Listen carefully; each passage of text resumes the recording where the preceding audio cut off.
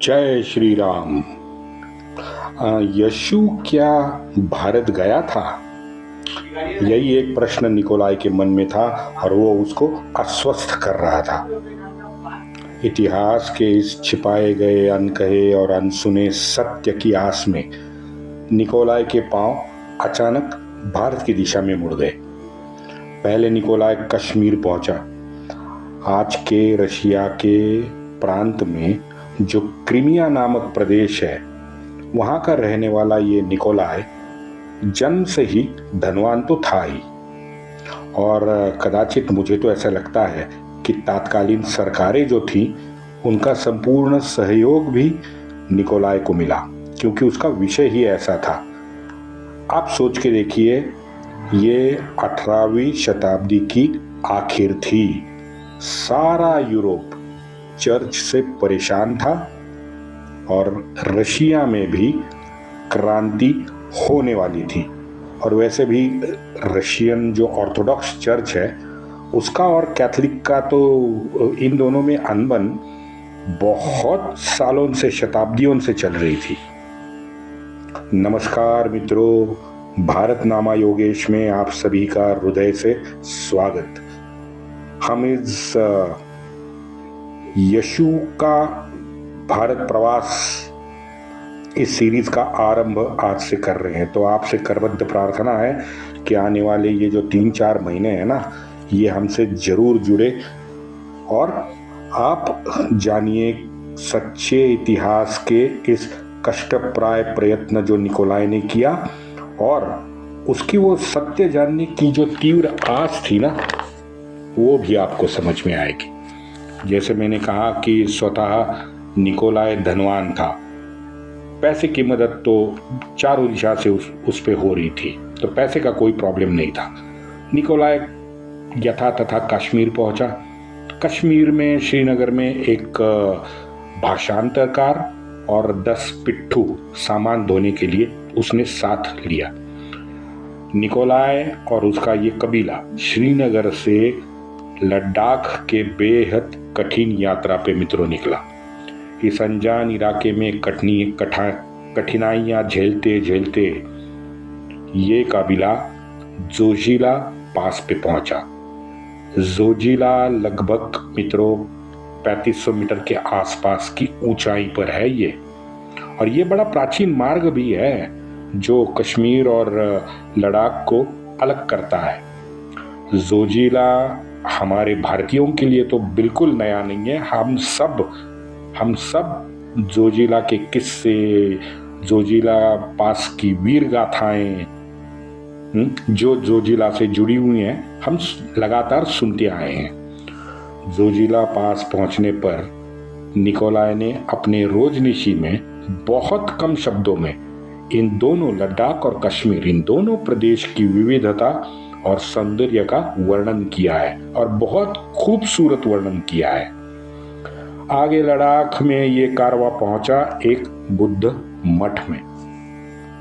बुद्ध मठ में उसका बड़े प्यार और स्नेह से आदरातिथ्य किया गया। निकोलाई उस अचानक मिले प्यार और ममता से बड़ा अचंभित हुआ। भारत के आने तक बीच रास्ते वो बहुत प्रदेशों से गुजर के भारत आया था, और बीच में मोमेडियन प्रांत भी उसे पड़ा था।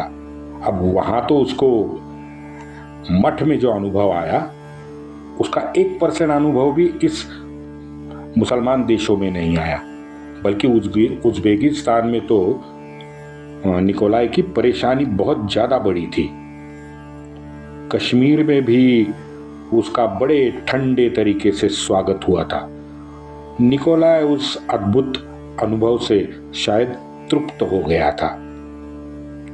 मठ के पूज्य लामा जी से उसकी मुलाकात हुई। मुलाकात में निकोलाई ने तुरंत पूछा, गुरुजी, ये इतना ढेर सारा प्यार, ये इतनी आओ भगत मेरे हिस्से आई है या? गुरुजी शांत सुनते रहे। मित्रों, ये पूज्य लामा और निकोलाई, इनका एक संवाद निकोलाई ने पूरी तरह से विस्तार से लिखा है, और वो सुनने में बड़ा आनंद देता है। निकोल वो हमसे अलग है, लामा कह रहे हैं, निकोल वो हमसे अलग है। उन्होंने 300-400 साल से हमारे सभी बौद्धों को बलपूर्वक कलमा पढ़ाया है। अब हमको उन धर्मांतरितों को घर वापसी करने में प्रचंड कष्ट उठाने पड़ रहे हैं। आप भी एकेश्वरवादी हो और आप यहाँ के तिब्बत के लामा की तरह बुद्ध भगवान की पूजा करने का अधिकार रखते हो, लेकिन दिक्कत मात्र एक ही है हमें। हम बुद्ध भगवान से उन्होंने दिखाए गए दिव्य मार्ग पर चलने की हमेशा मरते दम तक कोशिश करते हैं, लेकिन आप लोग यानी ईसाइयों ने बजाय भगवान को एक आदर्श मान के उस पे चलने का प्रयास करना चाहिए था। वो एक अपना अलग ईसाई लामा तैयार करने में जुट गए और उन्होंने उसे बनाया।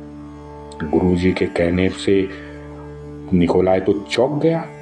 निकोलाई बोला, गुरुजी ये ईसाई लामा कौन है? सन ऑफ गॉड तो एक ही है।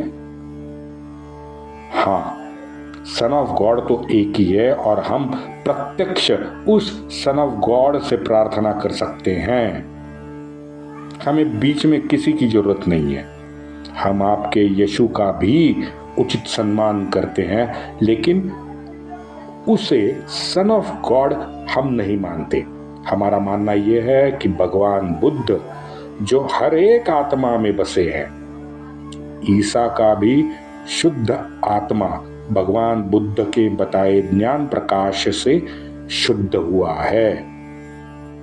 मैं आपके इस मानव रूपी तैयार किए गए दलाई लामाओं की बात कर रहा हूं। निकोल, जिसे तुम फादर कहते हो, पादरियों का सत्ता लोलुप जमावड़ा।